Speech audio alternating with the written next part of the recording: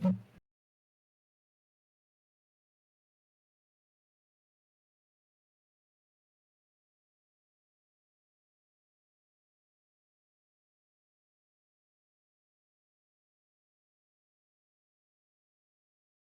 170.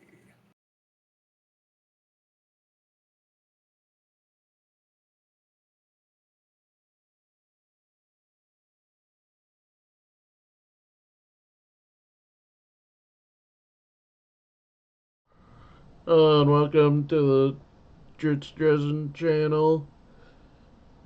Um, Today we're just going through all the classes for Anime 5e. Since yesterday we went through the races, and we're gonna eventually start a campaign. If anybody has any interest, we are gonna be running 2 campaigns of it. So please comment. Maybe you can join one of them.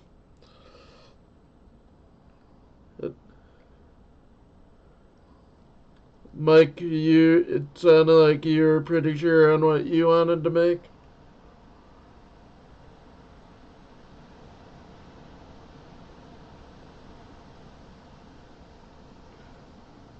Okay, so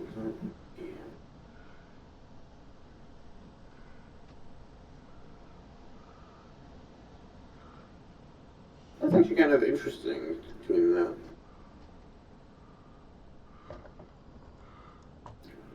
Critical hits based on margin of success.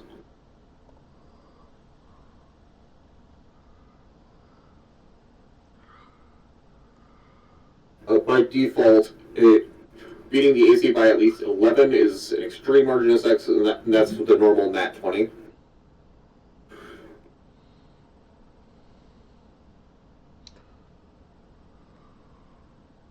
And then by 15 plus is an outrageous success, which is triple damage.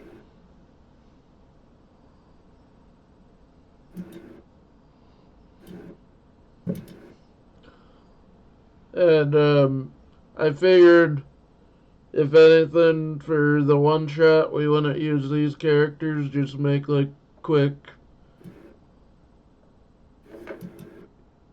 characters just for like a quick one shot. So, because of what I have planned for your characters on how they get in to the world. I'm back. And yeah, those can just be very simple, just to learn the rules. They can might even be easier to just use regular DND classes for those.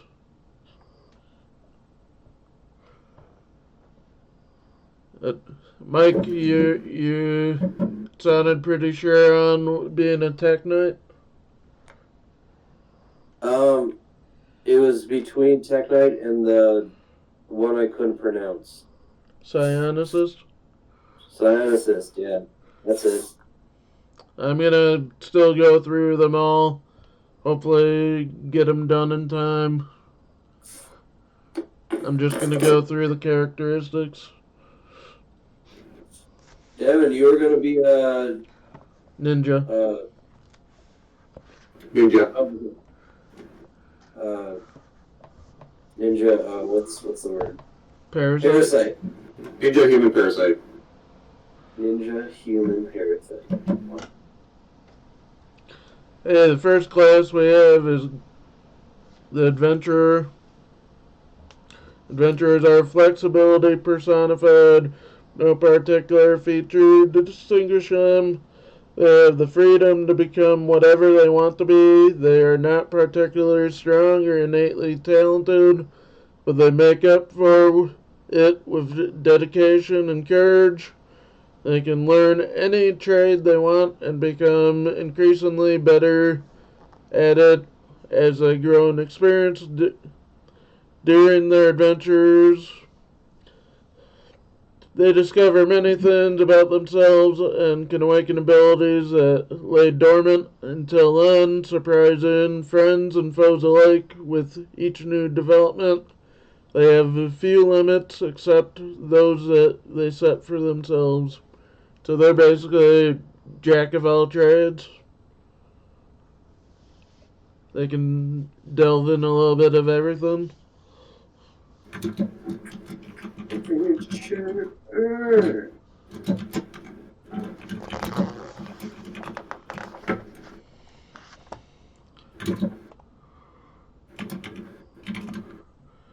Then we have the Bender class. Benders focus their lives on improving and diversifying their area of specialization and are eager to undertake adventures that give them a chance to flex their control. Their personalities often align with their area of specialization. For example, firebenders are hot-tempered and quick to anger. Friction benders are smooth talkers who navigate through stressful situations with grace. Earthbenders are stable, reliable, and firm in their resolve. Silence benders are quiet and contemplative individuals, etc. Though not immune to the lure of treasure and glory, benders care more about their internal personal power than more external wealth. Put simply, they're the benders from Avatar, just instead of fire, water, earth, wind, there's two different ones. Friction and silence. Instead of water and wind.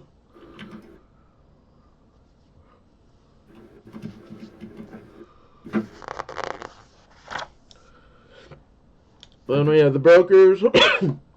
Brokers thrive on connections with people, information, artifacts, history, resources, and of course, coins and treasure. Shrewd negotiators, master manipulators. Brokers are an essential component of successful adventuring explorations. Whether characters are aware of this or not, always friendly, often garrulous, yet rarely impractical. Brokers are generous with their assistance and helpful when caught in tight places. They make excellent allies and confidants. They know the value of keeping secrets and carefully guarding information. Brokers aren't first class that parties seek to recruit for a dungeon crawl, yet their resourcefulness, diverse skill set, and quick ability score advancement makes them worth consideration. They're kind of like bards. At least that's what I take from it. What do you say so, Devin? Which one? Broker?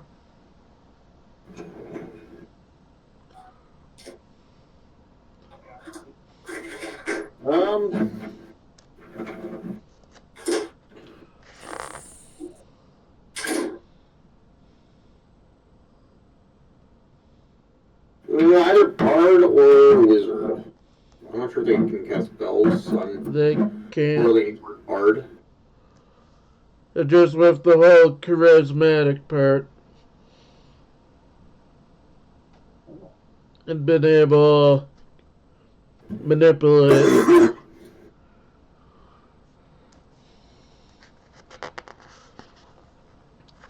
Then we have Dynamic Spellbinder.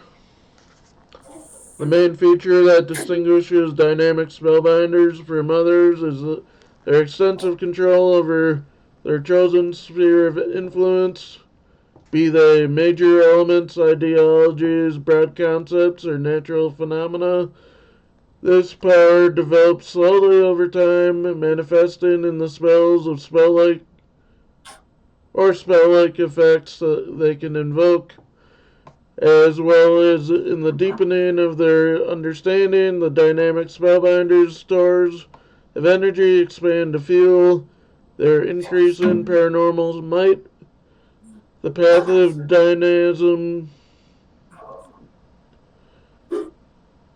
requires a spellbinder to be exceptionally knowledgeable and in tune with their craft to understand what they are doing and, more importantly, how they are accomplishing it. The forces of the world itself offer insight as well, encouraging dynamic spellbinders to grow as people at the same time as they grow in power.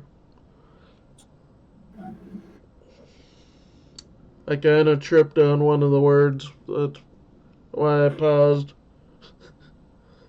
The dynamism. I've never heard of that word.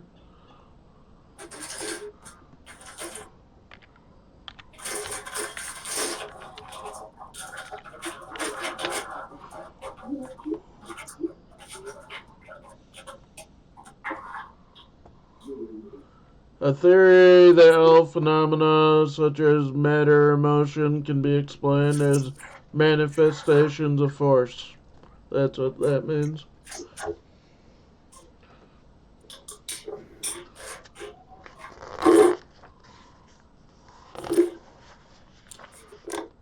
Then we have the hunters. Many people assume that hunters would follow the path of the lone wolf, but that's rarely true. Hunters value their social networks and work to establish relationships with many people and some monsters from diverse backgrounds. These connections may unexpectedly help hunters find contracts or locate their bounties, and have the added benefit of keeping hunters grounded. A hunter's individual motivation is not easy to predict, since their reasons for following this class's path are diverse. Some do it for the thrill and danger, while others seek coin and fame. Some are seeking to right wrongs and bring moral balance to their control of the world, while others enjoy exacting revenge and inflicting pain. The world has much to offer, yet in the end, there's always the hunt. They're basically beefed up rangers.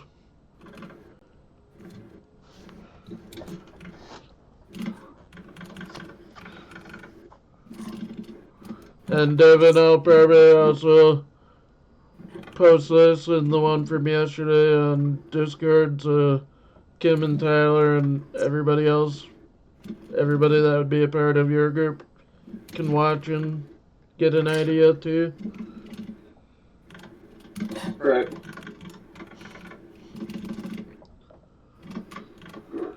Then we have Isekai student. Mike, do you remember what Isekai means?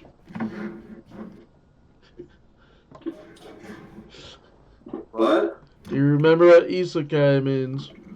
Yes, I do. I know what it means now. What does it mean? You get sucked into another world, suck it. After having to explain it to you like 3 or 4 times. No, I think it's... No, since we've known each other, I've explained it like 3 or 4 times. Oh, yeah. No, that's good. And Matt's probably explained it to you even more than that. That's possible. Yeah, I can see that happening.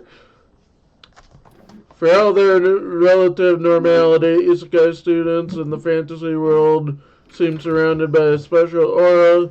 They make friends easily, and not only because of their cool uniforms, marvelous gadgets, their foreign origins, and unlocked abilities seem to have the secondary effect of shielding them from much of the weirdness they might encounter in their strange surroundings. Most Isekai students are insanely lucky as they dodge and duck during fights, and they have unexpected flashes of inspiration to guide them on their adventures. They thrive on social interactions, hoping that an individual with the solution to returning home lies just around the next corner.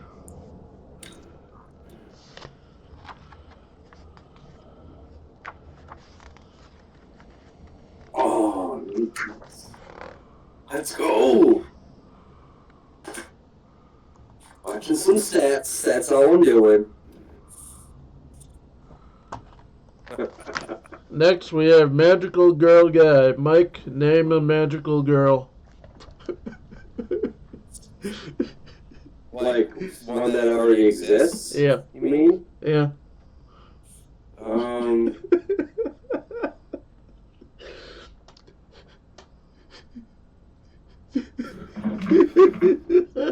Come on, you go on. Hey, hold on. What about Zenny from Dragon Ball Super? Who? Zenny? Who's Zenny? The ultimate, like, universal guy. The small, super small guy. I said magical girl. What? And he's more of a all-power omnipotent. God. Yeah. Oh, I know. Yeah, I know. From Dragon Ball, there's that little girl in that town where Goku meets her, and she's like really powerful, and she doesn't know it. I think you didn't say Sailor Moon. Oh, I never saw Sailor Moon.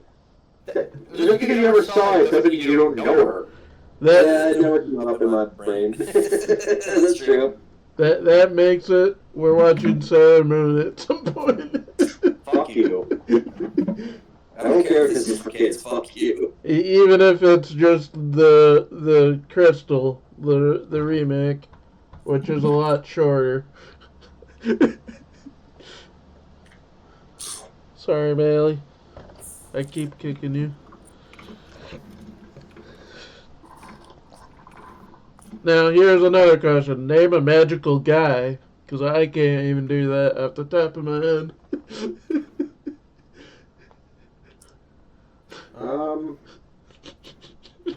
What, David or something?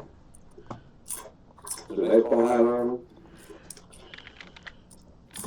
A magical guy, huh? I'm on. Mokuba.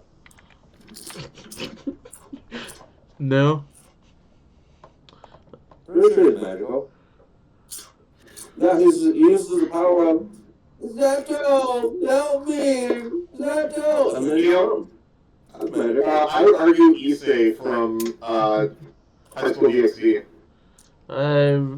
I've watched a review of that, but I've never seen it.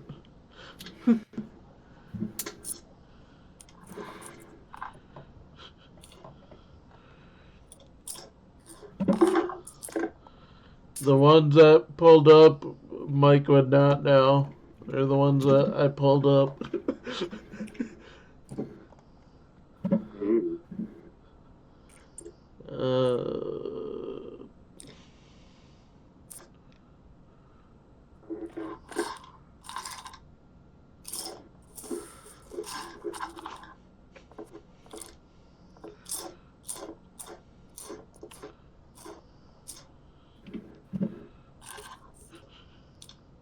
Sure, go try. You know, I should have thought of the main guy from Magi.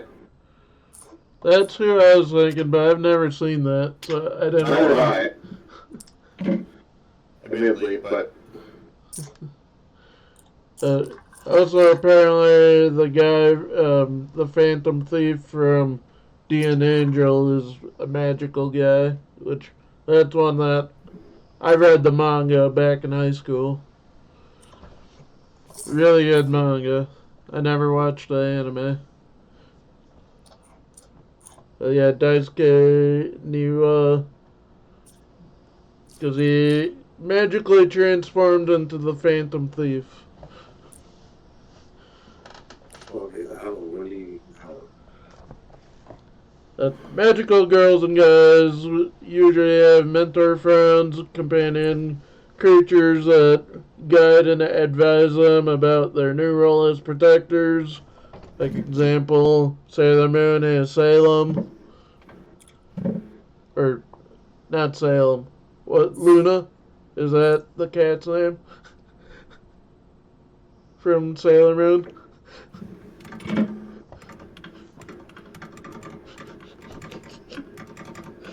Because Salem's from Sabrina.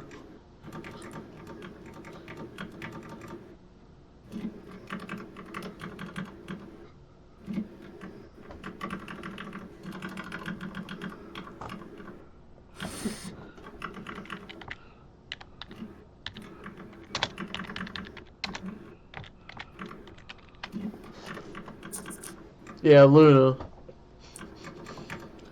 The mentors try to teach them about magical powers as well, often with mixed results depending on the source of their powers.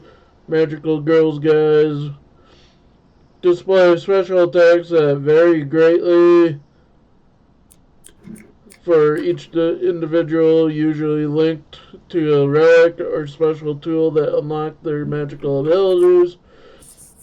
Battling against monsters much uglier than their worst nightmares, magical girls and guys learn to jump high, fly quickly, regenerate runes, and tap into special powers as they learn new weapon attacks and unlock more wonders from their magical artifacts.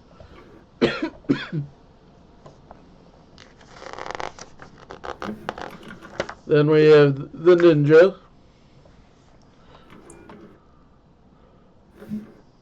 As masters of the shadow arts, ninja learn various techniques dealing with agility and stealth. With practice, they can become as light as air and just as fast, capable of jumping to great heights, balancing on impossibly narrow surfaces, and always landing on their feet. They eventually learn to bend shadows and silence around them by sheer force of will, giving rise to the many legends about their powers. A vast array of exotic weaponry is another of their trademarks, along with the ability to seemingly disappear. A ninja's awareness does not stop with enhanced senses, but extend to mystical forces and even to the spirit world.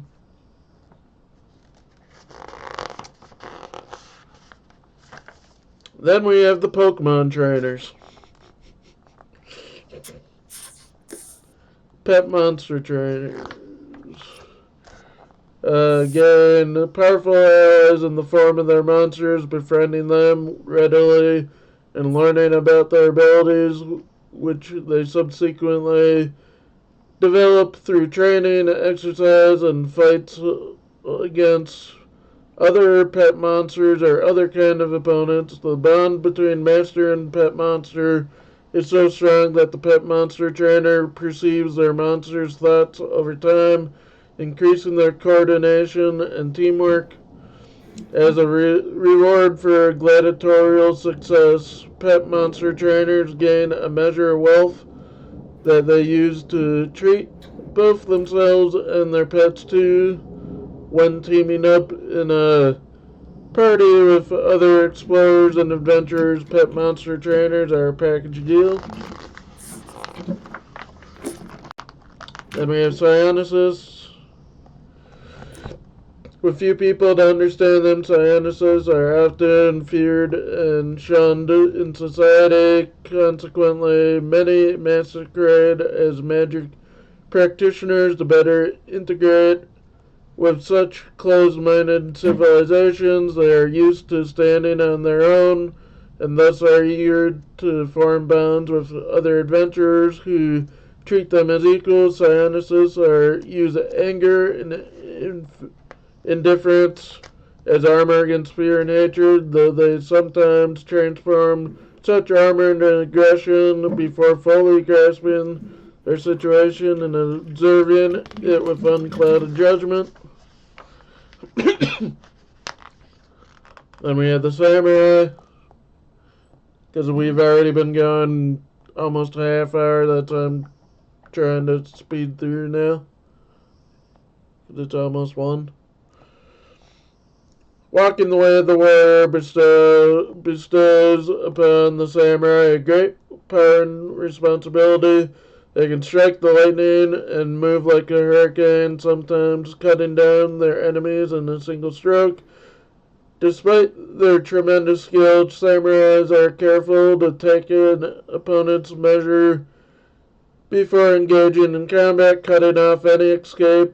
With their speed and agility, they feel the flow of combat in their veins and gain a superhuman awareness of their surroundings to the point that they can fight without seeing. Samurai are a match for almost anything.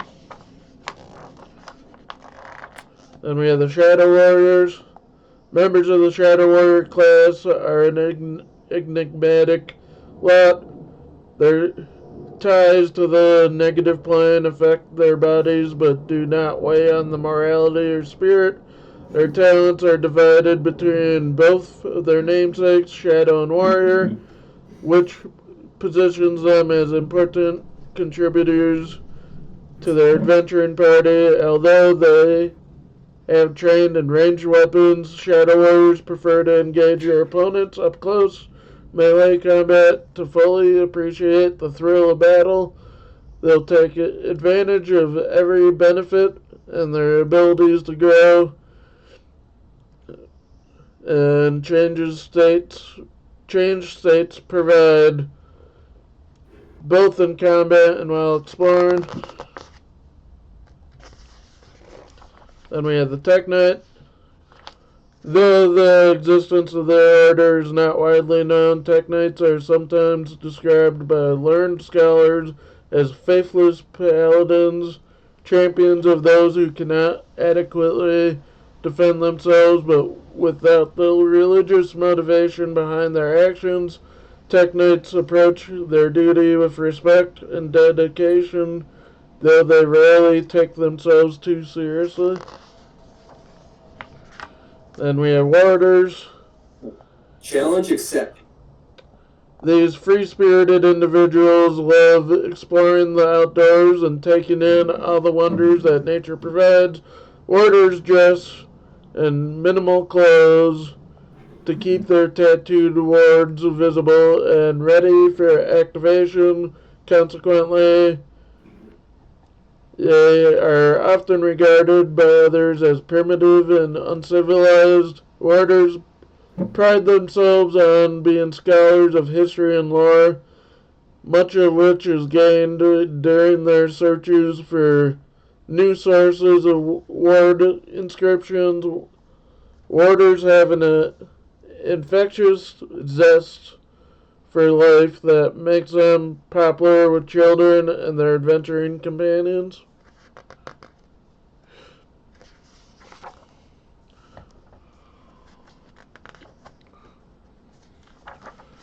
And that is it for the first book.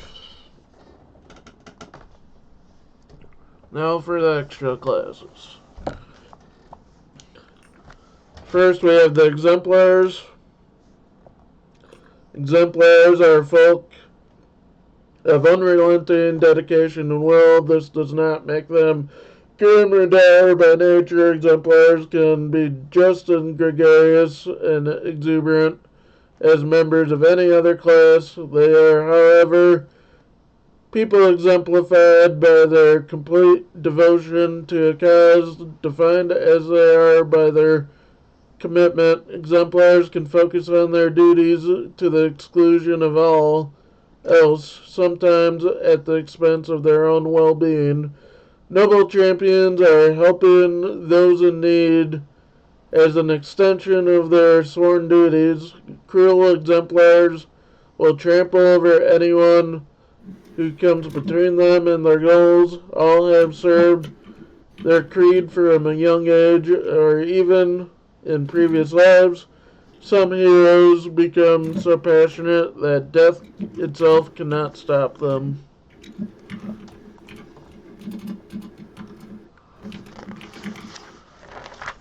Then we have the Makers. Other adventurers often see Makers as technical counterparts to dynamic spellbinders.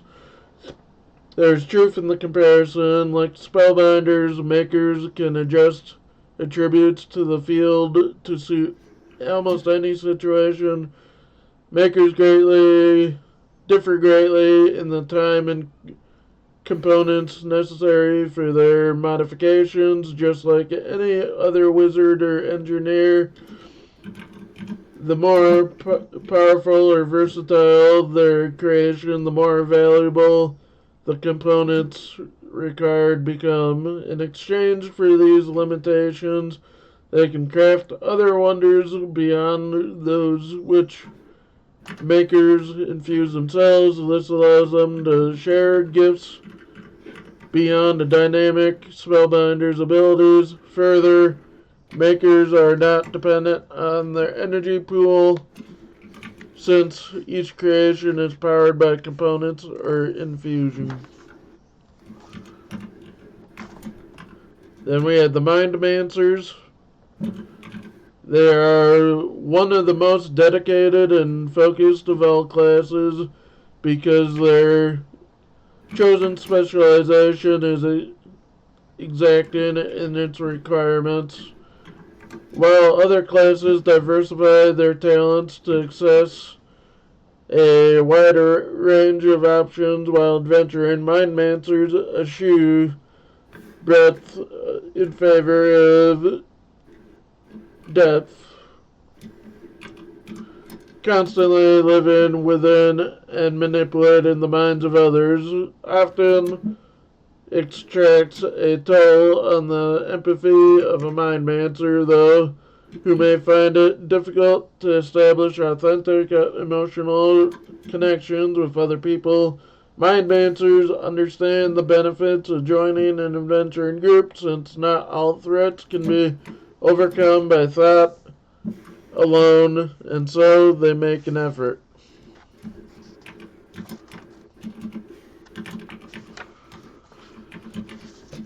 Then we have the pilots.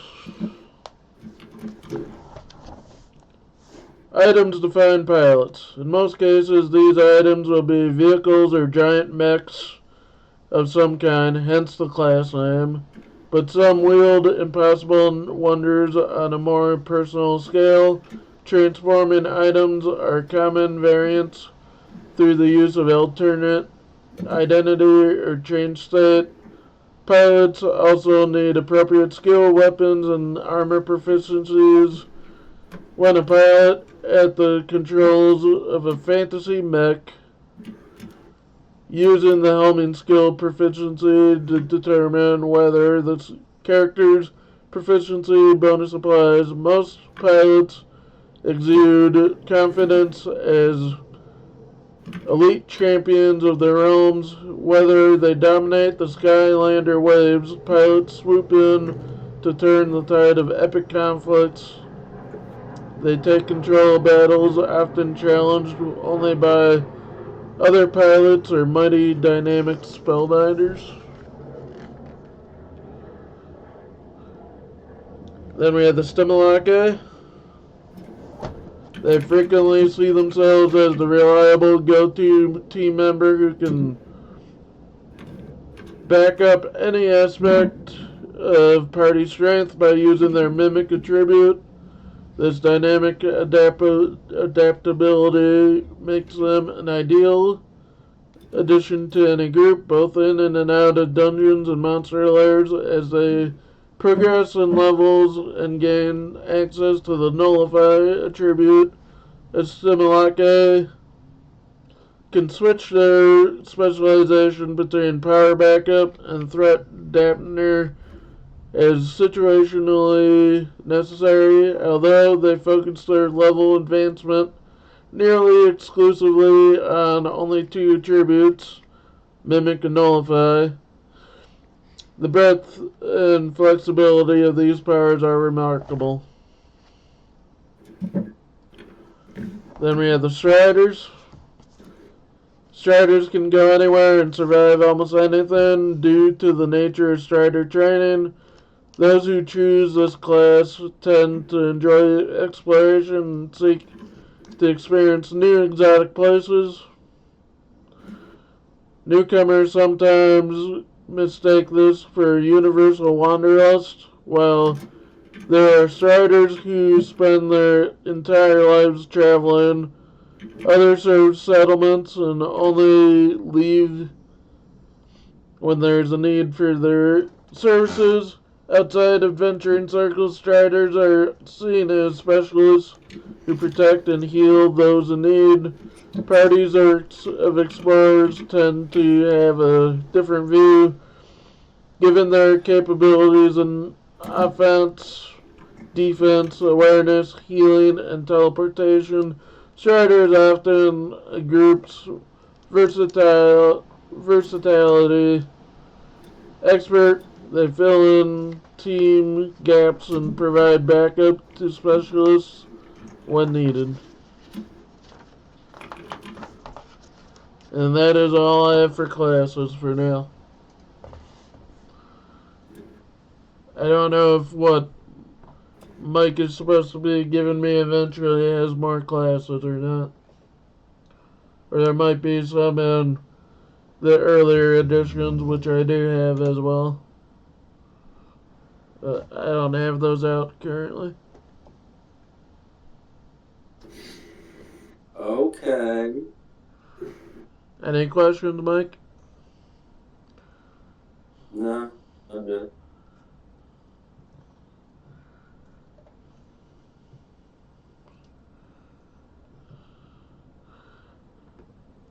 Well, there, we can call it then.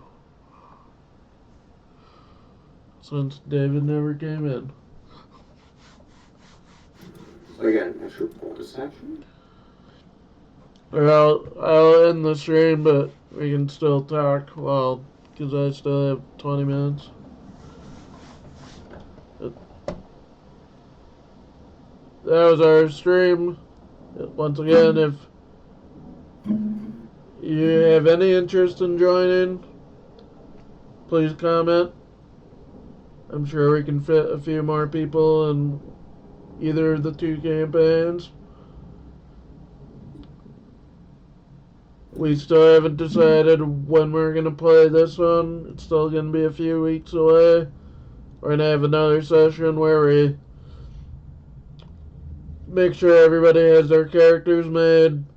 And then we're going to do a one-shot so everybody can learn the new rules. But then we'll start the new campaign probably 2 months or so.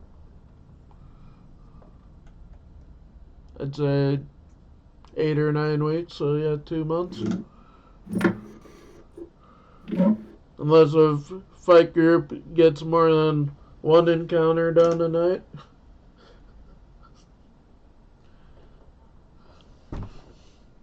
We're going to play D&D tonight? No, a night. More than one a night. Not 2 night, a night.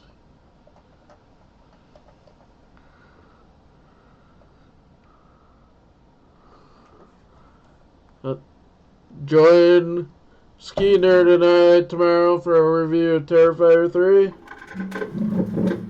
And join us for our first half of the first season of Skypiea for One Piece.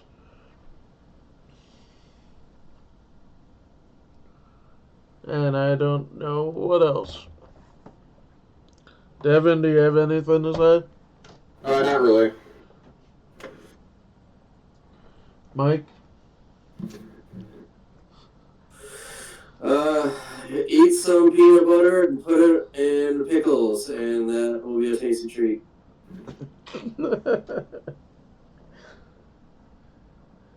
Okay.